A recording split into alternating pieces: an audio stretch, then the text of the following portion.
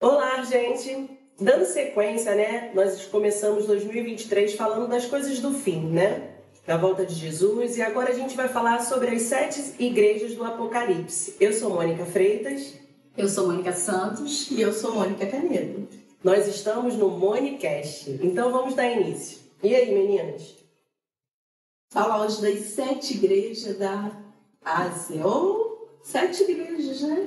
Do Apocalipse, né? 7 igrejas do Apocalipse. Fala um pouquinho do Apocalipse, se ele está gostando do assunto. É um assunto que está bem atual, né? Embora a gente veja poucas pessoas falando, mas se você abrir, de repente, nas mídias, o pessoal está bem interessado nesses assuntos. Gente, os sinais, né? Jesus está voltando. E é tempo de falar disso mesmo. E assim, antes de a gente falar das cartas, essas cartas, né, ela foi direcionada a algumas igrejas, né, de algumas cidades, e ela foi escrita por João, né? Com as revelações que João teve. E quando ele ainda estava exilado, né, na ilha de Patmos, ele teve essa revelação e ele escreveu essas igrejas, não é isso? Isso, e essas cartas, elas, além de falar do tempo, né, que realmente essas igrejas estavam ali, essas igrejas não é fictícia, elas existiam, né, ele se direciona ao anjo da igreja que está naquela cidade. E, gente, é uma mensagem muito atual, né? Essa mensagem, ela também fala pra gente hoje. Nós vemos todas essas igrejas hoje dentro da igreja. É verdade. Né? E quando ele fala ao anjo da igreja, não é o anjo é, no caso, o pastor da igreja, né? Cada igreja, ela tinha o seu líder, o seu pastor, então essas cartas não eram direcionadas à igreja, ela era direcionada ao pastor, que dava continuidade e falava para aquelas igrejas que estavam acontecendo, não é isso? Direcionada ao líder da igreja. Isso aí. E assim, a gente vê algumas linhas, né, que falam do significado dessas igrejas. Há uma que fala que é realmente períodos. E quais são as outras? Umas falam que é período, né? É cada período que a igreja passou aqui nessa terra, tratando de cada período. Já tem outras duas que não falam sobre isso. Fala de que forma? Então vamos lá. Essas igrejas, elas estavam em sentido horário. Se nós olharmos, né, no mapa, elas vêm todas em sentido horário, né, uma após outra. Eu tive essa curiosidade uma vez estudando, olhar. E essas igrejas, ela remete, né, que a igreja, assim, ela também é profética, né? Então, tipo, a igreja dos apóstolos, do ano 30 ao ano, não lembro qual, ano 100, né? 60, 70. Foi... depois de Cristo. Exatamente. Né? O primeiro período, a igreja viveu aquele momento, né? Aí depois a igreja, mostrando historicamente que a igreja viveu esses períodos, né? O período que a igreja foi perseguida, depois o período que a igreja se corrompeu, né? Então, cada uma... Então, assim, tem alguns que puxam a linha. Não, isso aqui é algo profético, né? Dos tempos da igreja. Ótimo, acredito também que era algo profético. Outros acreditam que era realmente simbólico, né? O 7 da perfeição, que era algo simbólico, também acredito. E outros no estado da igreja, né? Como a igreja está naquele momento. Ela está vivendo o momento da igreja de Éfeso. Ela está no momento da igreja de Laodiceia. Como se fossem estágios, né? Momentos e situações que a igreja... Ela tanto pode estar vivendo agora a Laodiceia e depois está vivendo Éfeso, ou vice-versa. São estágios, né? Isso, exatamente. E aí, trazendo para os nossos dias atuais, como se a gente pegasse as 7 cartas e pudéssemos fazer essa divisão de que fase tal igreja, ou a igreja no geral, porque não se trata de uma igreja local, não é nacional, uma geral, está vivendo naquele momento. Né? E hoje a gente vai estar tentando trazer qual o período que nós estamos vivendo dentro dessa carta, o que isso aqui transmite para a gente nos dias de hoje. Vai ser interessante a gente trazer, vamos começar falando disso, né? De características dessas igrejas. E vocês aí, assistindo o vídeo, vão vendo o que você acha que a igreja hoje está vivendo. Qual delas a igreja está se enquadrando, né? E é verdade que também tanto serve, né, para a igreja universal, a igreja mesmo, quanto serve para o nosso pessoal também, né? A nossa vida pessoal. Qual estágio, de repente, Eu, dentro como dessa igreja, escala, né? estou Como é que eu vivendo? tô? Será que eu estou morna? Será que eu estou fria? Será que eu sou quente? Né? Porque tem Será que eu coisa sou irrepreensível? É verdade.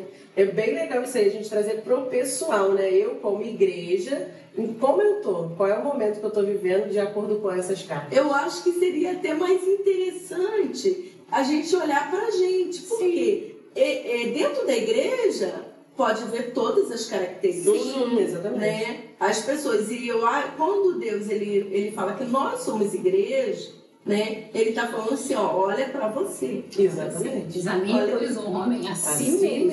Exatamente. Então vamos lá, qual é a primeira igreja? Vamos lá, Éfeso. Qual seria a característica dela? Então, é uma igreja autêntica que ensinava a doutrina verdadeira, Porém, deixou o primeiro amor. Exatamente. A gente vê uma característica boa e uma ruim dela, né? Embora ela fosse autêntica, ensinava as doutrinas, mas em algum momento ela deixou o primeiro Aí, amor. uma coisa que a gente pode observar é que essas cartas foram escritas não para a igreja que estava começando, mas para uma igreja madura, porque eu acho que Deus não cobraria isso da área, abandonou o primeiro amor, se elas ainda estivessem vivendo aquele primeiro amor do início. Então já era uma igreja que deveria ser uma igreja já madura, mas que estava regredindo no seu processo. Porque que fala, ó, vocês deixaram as obras do primeiro amor, vocês deixaram seus primeiros amor, então tem contra vocês que vocês deixaram tudo aquilo, todo aquele entusiasmo, né? Todo aquele amor lá do início, vocês estão deixando, vocês estão perdendo. começaram bem, mas terminam mal, né? Gente, graças a Deus a gente ainda tem tempo, né? De olhar para a gente e falar assim, poxa, eu, quando estava na igreja, eu fazia isso, fazia aquilo, agia dessa forma.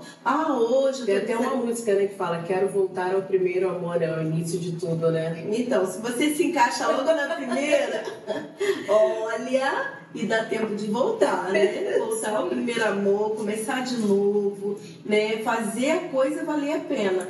Engraçado que engraçado não, interessante, né, que no final de todas as cartas ele sempre fala, né, e ouça o que o Espírito diz às igrejas. Então, ouça o que o Espírito está falando para você, igual você colocou agora. Se você já se encaixou aqui na primeira, já viu que você nossa, eu estou encaixada aqui, estou abandonando meu primeiro amor, lá no final está falando, ouça o que o Espírito diz às igrejas. Então, fica esperto aí e vamos mudar, gente. A próxima, Esmirna. E aí, o que a gente tem a dizer dela? Esmirna. É uma igreja que passou por muitos problemas, né? Perseguições, aflições, mas ela não se corrompeu, né? Então, a igreja perseguida, até a palavra Esmirna, ela significa mirra amarga. Amarga, verdade. Né? Passou por muitos momentos amargos, mas mesmo assim ela não se corrompeu. Resistiu. Não se corrompeu. E você? Né? Tá passando problema? Gente, o que a gente mais vê na igreja, pessoal, não falou comigo sair da igreja. Né? As pessoas procuram qualquer ocasião, Motivos, né? Para poder falar que saiu da igreja, para se justificar. Na verdade, quem deixa a igreja por causa de qualquer problema, na verdade, essa pessoa, ela não queria estar, né? Sabe por quê, gente? No mundo tem um monte de problema. A gente deixa o mundo, a gente deixa de fazer as coisas normais.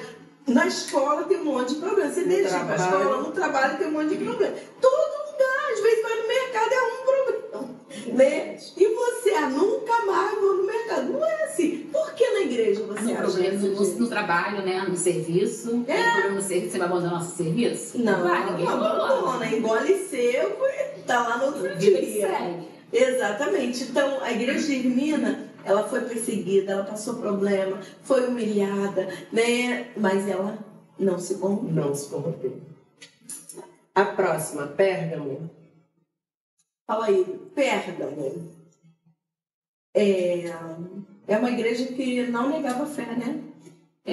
Era uma igreja que ela conhecia bem a palavra, né? Uma igreja conhecedora da palavra. Ela não negava a fé, mas tinha alguma coisa dentro dela que estava sendo tolerado. Algumas pessoas traziam alguns ensinos e ela acabava não contestando, aceitando esses ensinos e deixava, embora ela tivesse todas as condições de rebater aquele ensino, ela preferia deixar. Eles toleravam as falsas doutrinas, e até mesmo com isso algumas pessoas iam até se corrompendo e não era feito nada contra isso. Né? Que aqui na própria carta falam que eles estavam tolerando as doutrinas de Balaão. Né, aquilo que Balaão ensinou lá atrás, lembra esse episódio? Quando o povo lá queria que Balaão amaldiçoasse o povo de Deus, ele falou, eu não posso fazer isso. Isso né?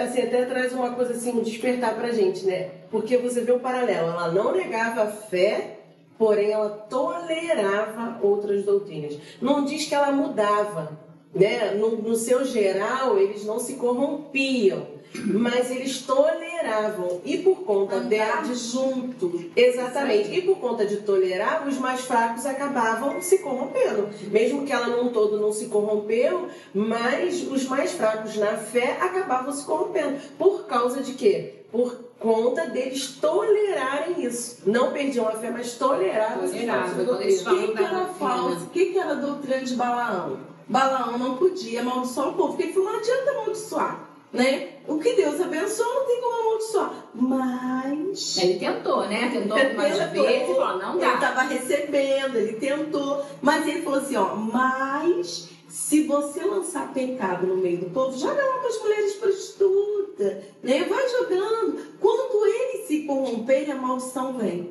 Gente, isso é forte demais, né? Joga lá uma heresia, um falso ensino. Quando eles abraçarem e como isso... eles toleravam isso, eles acabavam, né?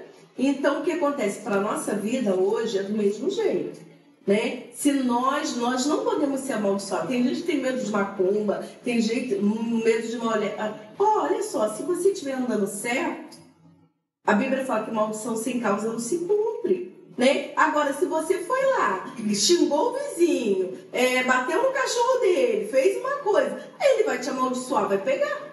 Né? Porque você abriu a legalidade.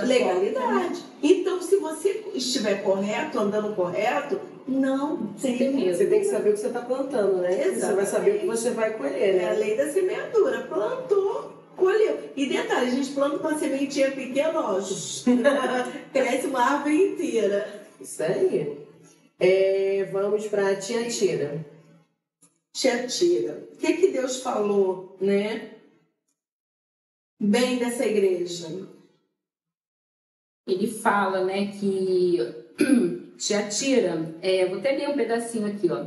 Esta é uma mensagem que vem do Filho de Deus, cujos olhos penetram como labareda de fogo, cujos pés brilham como bronze reluzente. Estou ciente das suas obras, e do seu amor, e da sua fé, e do seu serviço, e sua paciência. Observo o seu constante progresso.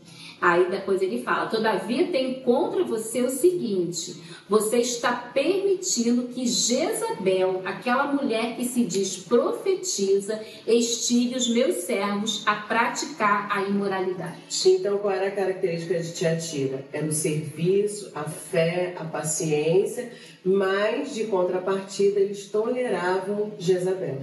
Então, a gente pensa assim, pô, perfeito, né? A igreja que tem serviço, que tem fé e que tem paciência, tá perfeito. Só que lá no meio tinha uma profetisa, né? Que não profetizava de Deus.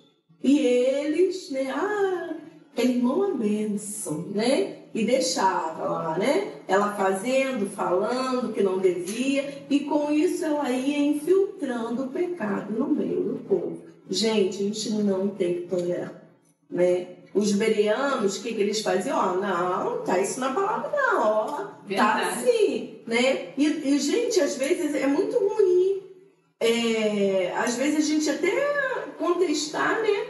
Poxa, mas isso é de Deus. Gente, vigia. Sabe o que eu vejo hoje? Muitos, acho que é a questão do instantâneo, né? Ninguém quer se debruçar na palavra para saber o que Deus quer falar. Você vai lá para receber a palavra. Não, aquela irmã lá é batata, né? Aí vai para poder ouvir e às vezes você está recebendo alguma coisa que não é de Deus. Isso aí. Né? E às vezes você não tem base para rebater nada porque você não estudou, você falou, não se debruçou na palavra, então você não sabe. Você e não na tem. palavra você recebe a revelação, né? Eu estou lendo, estou recebendo a revelação direto do Espírito Santo. Se eu orar e pedir, ele vai me revelar. Mas às vezes o imediatismo faz com que as pessoas peguem revelação de outras pessoas, que serviu para outro episódio, que serviu para outro contexto, e queira trazer essa revelação, que no caso aqui fala da Jezabel, que ela trazia profecias, e as pessoas acabavam aderindo àquilo. Mas por quê? Porque eles não se debruçavam na palavra, não liam, que estava totalmente fora o que a pessoa... Mas o imediatismo acaba trazendo aí, isso, dependendo da forma que entrar, porque é mais fácil você ouvir o pronto do que você ter que formular ou de repente receber uma revelação. Quem tem ouvidos, ouça o que o Espírito diz à igreja. O Espírito Santo, gente, ele fala o tempo todo com a gente, né? Acordou, você já orou? Você já pediu direção a Deus para o teu dia? Né? Você já falou, né? Senhor, o que eu faço hoje? Como é que eu faço? Toma direção, coloca, tira impedimento. Ora pela manhã, o Espírito Santo vai falar com você. A Bíblia fala que o Espírito foi derramado sobre toda a carne, né? Que ele fala com todo mundo, mas vai atrás de profetiza, né? Vai atrás do irmão tal, para ouvir uma palavra, para ouvir Deus. A gente não precisa mais de intermediário. O Espírito Santo fala direto com a gente. Né? Não que isso não aconteça, né? Acontece. Claro. Mas não é o fato de você ir procurar. Vai acontecer independente de onde você estiver. Se Deus tiver que falar com você através de uma pessoa, de uma profetisa, de uma pessoa e que ele usa mesmo, você não precisa ir atrás. Ali mesmo onde você está, Deus vai usar alguém, se for esse o caso, e vai falar. O problema é pegar isso como base para sua vida, como aquilo dali é o que te dirige, é a profecia, é aquilo que a pessoa está falando, e não o que você está lendo, o que o Espírito Santo está falando para você. Exatamente. E quando Deus fala, gente, a Bíblia fala que quem é espiritual discerne bem todas as coisas. O homem espiritual, ele jamais vai cair nesse problema, né? Porque ele vai ter discernimento do Espírito para entender se é de Deus ou não para a vida dele. Então, aí nessa igreja tinha essas pessoas que toleravam, né, essa profetisa, porém também tinha os que não aceitavam. E ele fala que teria uma penalidade tanto para os que aceitavam, né, mas para os que aceitavam e para os que não aceitavam, ele não ia cobrar o que ele ia cobrar dos outros. Se você ler o restante da carta, ele bem claro que ele sabe e ele conhece o coração de cada um. Então ele sabe quem aceitou, quem aceita e quem não. Então a gente vê com isso que tem penalidade. Né? Você que sai atrás aí, tem consequências. Ouvindo quem não é de Deus e não consegue discernir, você vai ter problemas na sua vida. Verdade. Né? Então o melhor o que é? Busca na palavra, né? Porque não vai ter erro.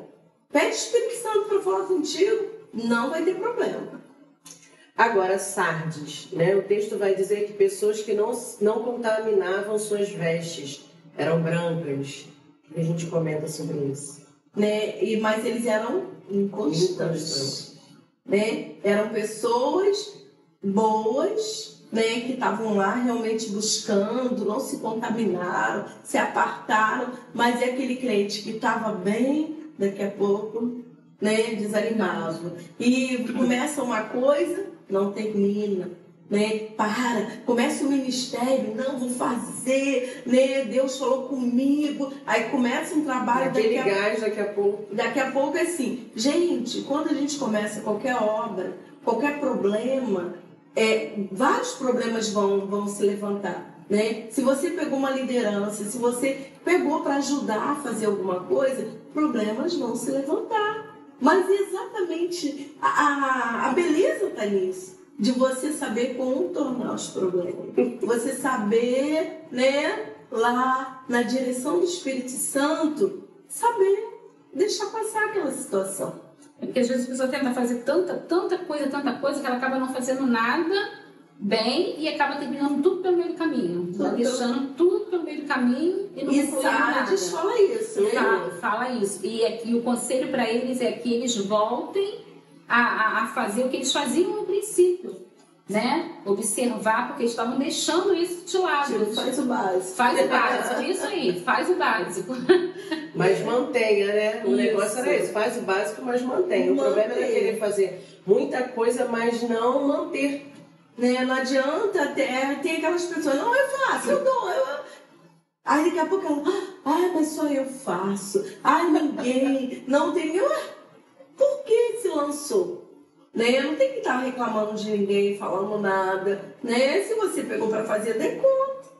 Né? Ou então você faça. A Bíblia fala assim, tudo quanto vier a mão para fazer, faz-o conforme as tuas forças. Hora nenhuma Deus manda a gente além da nossa força. Ele manda conforme. Aí por que há tanta inconstância? Porque as pessoas pegam além daquilo, das suas forças para fazer. Chega no meio do caminho e não consegue manter. Exatamente. Aí vem a frustração, vem a inconstância daquilo. Tem problema. E aí ele vai e desanima. Aí a culpa é sempre dos outros. Porque ninguém me ajuda. Porque as pessoas não querem nada. Né? Porque tudo sou eu, tudo eu. Se eu não fizer, ninguém faz. Esses são os clássicos, né? Que a gente, se não der mole, a gente solta, né? Mas tem que ter uma constância, tem que manter. Filadélfia. Filadélfia é fácil ou difícil de falar? Eu acho que é mais complicado. Tu acha mais complicado? Não tem nada. Tá, mas aqui era porque era mais forte. Não, é uma igreja que... É uma igreja, sim, que se a gente for colocar assim, seria a igreja ideal, né? Uma igreja que ela não é perfeita, mas que ela tem dentro dela um princípio forte. Embora ela não seja vista como forte, ela é forte. O segredo dela está em quê? Guardou a palavra. Então, assim, tira pra gente um grande ensinamento. Às vezes a gente fica buscando, né, um monte de coisa. Qual é o segredo? Qual é o segredo? Qual é o segredo? O segredo dela, Filadélfia, era esse. Guardou a palavra. E aqui ali em Filadélfia a gente não vê nenhuma repreensão, né? Pelo menos não na carta, nenhuma repreensão. Mas a gente vê aqui até assim, um elogio, né? Conheço as suas obras, você não é forte, mas tem procurado obedecer a minha palavra e não tem negado o meu nome. Interessante, você não é forte. Então, às vezes, a gente fica buscando, né, essa questão da força. Porque ele conhece, né? O Senhor conhece as nossas debilidades, conhece as nossas fraquezas, conhece até onde a gente pode suportar. Mas ela guardava a palavra. O segredo está onde? Procurava obedecer a minha palavra e não tem negado o meu nome. Então, gente, o segredo é permanecer. Você não precisa ser o super-homem, a super-mulher, tentar fazer tudo, dar conta de tudo. Você só precisa manter a palavra de Deus em foco na tua vida. Ainda tem uma outra coisa aqui em Filadélfia, que é bem interessante. Depois, né, desse elogio, vamos colocar assim, tem uma promessa que nessa carta é feita para eles, né? Pelo fato de você ter me obedeceu com perseverança, apesar da perseguição, eu protegerei do tempo do grande sofrimento e provação que virá sobre todo o mundo para pôr à prova todos os habitantes da terra. Então ela ainda tem, é igual aquilo, né, que quando a palavra fala, se credes e me ouvires, me obedeceres, comereis o melhor dessa terra. Então, crer, obedecer. Então aqui eles estavam realmente experimentando isso aí na íntegra, e veio a promessa, vou livrar vocês me obedeceram, por conta disso eu vou guardar vocês do dia do grande sofrimento. Então, gente, e Laodiceia? Então, Laodiceia, acho que é o pior, né? Vamos deixar esses detalhes para os próximos capítulos. Não é frio nem quente, estou a ponto de vomitar, de colocar para fora, gente. Palavras, está em cima do muro. Né? Deus, ele não tolera você não ter uma posição. Né? Ou você é dele ou você não é, ou você acredita ou você não acredita. Você não pode ficar em cima do muro. Isso é até forte demais, né? Porque, tipo assim, às vezes a gente acha que tá no meio termo é melhor, tá no, assim, né? É equilíbrio. Não é. Equilíbrio. Nesse caso não tem. Você fala, né? É melhor que seja frio ou é melhor que seja quente, mas no meio do caminho morno não dá pra estar. Gente, porque olha, ou a gente é de Deus ou a gente não é. Ou a gente crê ou a gente não crê. Né? Não existe meio termo. Não tem meio termo. Ou você acredita de fato que Deus... Sabe o que acontece às vezes? E essa característica dessa igreja é uma característica que é muito forte hoje nas igrejas.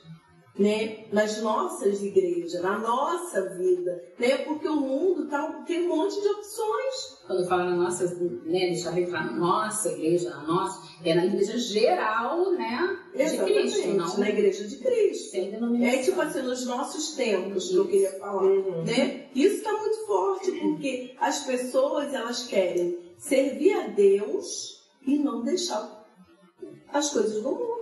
Elas querem servir a Deus, mas não querem abrir mão de transformação na sua vida, né? Tipo assim, eu sirvo a Deus, mas eu tenho minha vida, né? Então, o que é ter a vida? Eu também tenho minha vida, né? Social, eu também faço, mas eu tenho que ter uma escolha, né? O que a Bíblia, Deus não negocia com princípios, né? O que é princípio, você tem que cumprir. Né? Então, mas tem um monte de coisa para falar.